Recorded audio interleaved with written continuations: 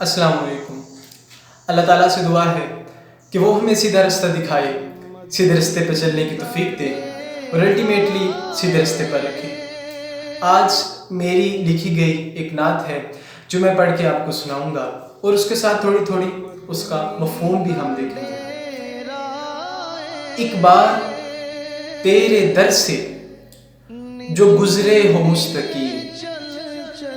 رندوں کا فیصلہ ہے یہ میں نے نہیں کہا۔ اچھا، اردو شاعری میں جو رند ہے یا ایک شرابی ہے، اس کا کنسیپٹ پایا جاتا ہے۔ دیکھیے، شاعری میں، ادب میں جب کسی بھی دو چیزوں کے درمیان میں مماثلت آ جاتی ہے، جیسے محبوب کا چہرہ اور چاند مماثلت پائی جاتی تھی، تو ایک استعارے کے طور پر استعمال ہو جاتی ہیں چیزیں۔ اسی طرح شراب کو بھی اردو شاعری میں، جو ایک شراب تو ایک مدہوشی کی شراب ہے، مگر ایک توحید کی شراب بھی آتی ہے جو کہ ادب کے اندر آتی ہے۔ اس کی وجہ یہ ہے کہ جس طرح شراب کی کچھ خصوصیات ہیں، شراب انسان کو مدہوش کر دیتی ہے، جس طرح شراب پی کے انسان دنیا سے الگ ہو جاتا ہے، اسی طرح توحید کی میں، رسالت کی میں پی کر جب دیکھا گیا کہ صحابہ کرام اور دیگر لوگ جو نبی کریم صلی اللہ علیہ وسلم کو ماننے والے تھے، وہ دنیا اور آخرت سے ماورا ہو گئے۔ ایک عجیب قسم کی مدہوشی ہے۔ کربلا میں آپ دیکھ لیں کس قسم کی مدہوشی ہے، کیا جنون ہے، یعنی کچھ بھی نہیں چل رہا دماغ میں، کیا چیز ہے۔ تو وہ ایک چیز جو مدہوشی کے ساتھ لنک کی جاتی ہے کہ یعنی ہر فکریں چھوڑ کے ایک عجیب قسم کی جو مشکلات سہ رہے ہیں مگر فکر ہی کوئی نہیں، تو یہ ایک کنسیپٹ لیا جاتا ہے۔ اور ایک بار تیرے در سے جو گزرے ہو مستقیم، یعنی ایک بار جو گزر جائے تیرے در سے، وہ پھر وہاں کا ہی ہو جائے، ایک بار جو تیرے در پہ آ جائے۔ رندوں کا فیصلہ ہے یہ میں نے نہیں کہا، اور سرکار کے جو نقش پا کو چومتے چلو، خالق سے جا ملو گے بہت جلد جا بجا، یعنی آپ اللہ تعالیٰ کے پاس ہی چلے جائیں گے، اور بے شک اللہ تعالیٰ کے پاس پہنچنے کا ایک طریقہ، وسیلہ نبی کریم صلی اللہ علیہ وسلم کی پاک ذات سے ہی ہو کر جاتا ہے گھٹا یا زلف، یا نور ہے یا عین، کہ یہ گھٹا زلفیں ہیں یا کوئی یہ زلفیں ہیں یا گھٹا ہے، رات ہے، یا نور ہے یا آنکھیں ہیں، تو فرق کرنا مشکل ہے۔ وہ ایک عزیز میاں قوال کی قوالی ہے، تو اس کا ایک حسین سا بند ہے، اگر آپ اس کو عشق حقیقی کی طرف لے کے جائیں، اس طرح سے پڑھیں تو وہ یوں ہے کہ کل 14ویں کی رات تھی، شب بھر رہا چرچا تیرا، کچھ نے کہا کہ چاند ہے، کچھ نے کہا چہرہ تیرا، ہم بھی وہی موجود تھے، ہم سے بھی وہ پوچھا کیے، ہم چپ رہے، ہم ہنس دیے، منظور تھا پردہ تیرا۔ اور ہے گھٹا یا زلف ہے یا نور ہے یا عین، کبھی نہیں یہ حل ہوا سوال با خدا، مجھ کو بھی جام دیجئے کہ ہوں بہت بیمار، پھر میں جھومتا پھروں ملا ملا ملا، نور قلب تو کہیں سیاہ ہو گیا ہے جی، یعنی دل کا نور تو اپنی جگہ، جس طرح اقبال فرماتے ہیں آنکھ کا نور دل کا نور نہیں، تو وہ نور قلب، تو نور قلب تو کہیں سیاہ ہو گیا ہے جی۔ نبی کریم صلی اللہ علیہ وسلم کی حدیث بات یاد آتی ہے کہ جب کوئی مسلمان مومن کوئی گناہ کرتا ہے تو اس کے دل پر ایک سیاہ نقطہ لگ جاتا ہے،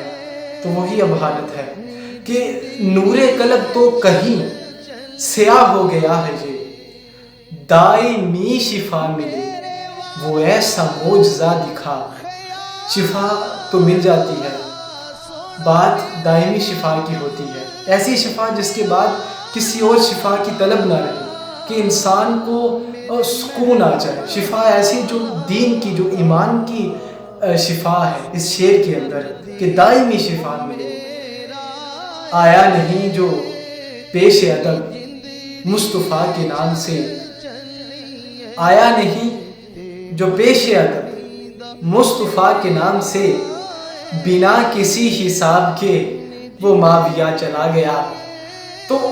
بنا کسی حساب سے مراد جس طرح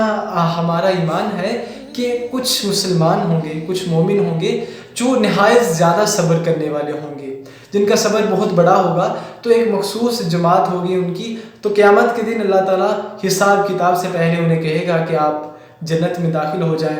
اسی طرح کچھ ہمارا ایمان ہے کہ میرا ایمان ہے کہ اس طرح کچھ جو گستاخ ہوں گے نبی کی ذات کی، ان کا بھی حساب کتاب نہیں ہوگا، ان سے پوچھا بھی نہیں جائے گا، بس فارغ۔ جس طرح انسان کہہ نہیں دیتا کہ اب ختم ہو گیا سب کچھ، اس طرح دیکھیں ایک عاشق ہے اور ایک محبوب ہے، اس کے درمیان میں کچھ نہیں ہے، کچھ بھی نہیں ہے۔ آپ صلی اللہ علیہ وسلم کو 63 سال عمر مبارک کے ملے، یہ ایک محبوب کی زندگی تھی، اور ایک محبوب نے ہمیشہ اپنے عاشق کے لیے جو اس کا خالق تھا، کریٹر تھا، اللہ تعالیٰ کی پاک ذات ہے، اس کا نام اونچا رکھنے کے لیے ہمیشہ کوششیں کی، ہمیشہ جنگیں لڑے، اتنی مشکلات سے گزرے کہ جن کا سوچنا بھی انسان ایک دفعہ دنگ رہ جاتا ہے، اور ہمیشہ محبوب نے خالق کو اوپر رکھا، اور خالق نے، عاشق نے ہمیشہ محبوب کا احساس کیا، یعنی محبوب سے زیادہ تو کچھ چاہا ہی نہیں۔ دیکھیں میں مثال دیتا ہوں کہ جس طرح ہم دنیاوی لوگ ہیں، ہمارا عاشق اور محبوب کا جو ایک عشق مزاجی کا ہے چکر، تو اس کے اندر بھی یہ چیز ملتی ہے کہ عاشق کو محبوب کے علاوہ کچھ نظر ہی نہیں آتا۔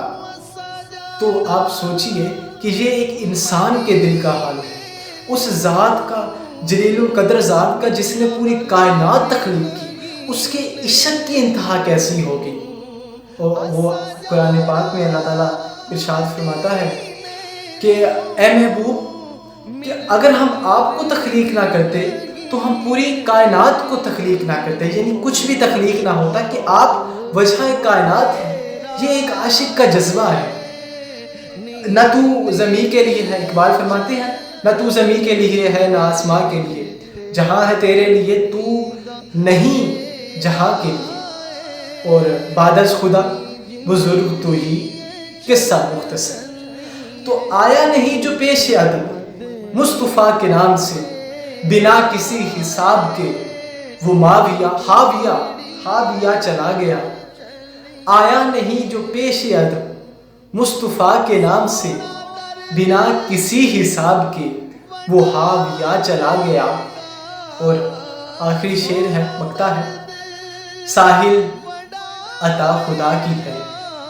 جو نعت لکھ گیا ہے تو، ورنہ تیرے حساب میں کچھ خاص تو نہیں۔